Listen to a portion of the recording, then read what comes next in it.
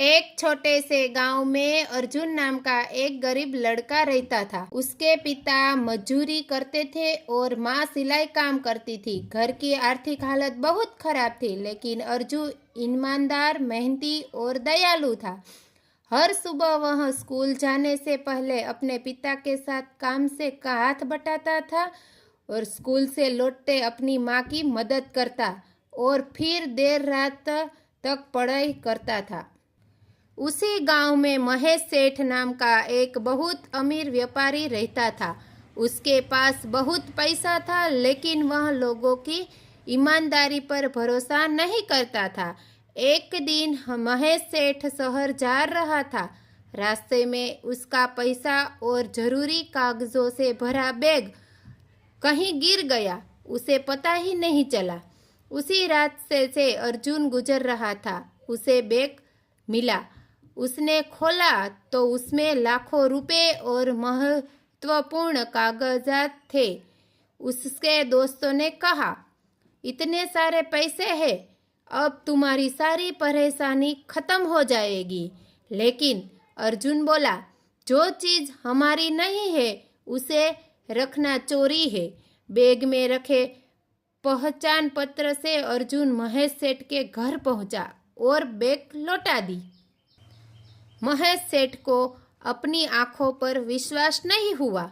उसने पूछा, तुम्हें इतने पैसे देखकर भी बैग क्यों लौटा दी? अर्जुन ने मुस्कुराकर कहा, मेरे माँ पिता ने सिखाया है कि ईमानदारी सबसे बड़ी दौलत होती है। महेश सेठ बहुत प्रभावित हुआ। उसने अर्जुन को इनाम देना चाहा, लेकिन अर्जुन ने मना कर दिया। महेश सेठ ने कहा, अगर इनाम नहीं लोगे तो मैं तुम्हारी पढ़ाई का पूरा खर्च उठाऊंगा। अर्जुन ने खुशी खुशी यह प्रस्ताव स्वीकार किया। समय बीतता गया। अर्जुन ने खूब मेहनत की, पढ़ाई में हमेशा पहला स्थान प्राप्त किया और एक दिन बड़ा अधिकारी बन गया। अधिकारी बनने के बाद उसने अपने गांव में एक नया स्कूल बनाया, गरीब बच्चों के लिए छात्र शुरू की और गांव में अस्पताल भी बनाया। जब महेश सेठ ने यह सब देखा तो उसकी आंखों में खुशी के आंसू आ गए। उसने कहा, उस दिन मैंने एक ईमानदार लड़के की मदद की थी, लेकिन आज उसी लड़के ने पूरे गांव का भविष्य बदल दिया। गांव के सभी लोगों अर्जुन का सम्मान करने लगे। बच्चे उसे अपना आदर्श बनाने लगे।